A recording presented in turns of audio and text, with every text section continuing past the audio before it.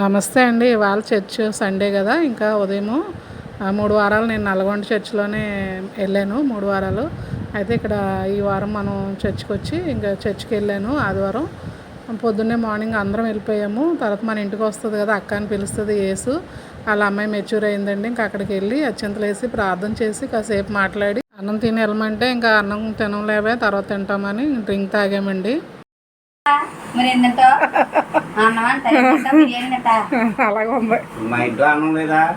మీ ఇంట్లో అన్నం ఉంది, మరి మా ఇంట్లో అన్నం కదా, మీ ఇంటికి వచ్చి మేము అన్నం తింటలేదా? కాదు, మీ ఇంట్లో అన్నం ఉంటే దాని ఇంట్లో అన్నం తినవా నువ్వు అలా మాట్లాడుతున్నావు?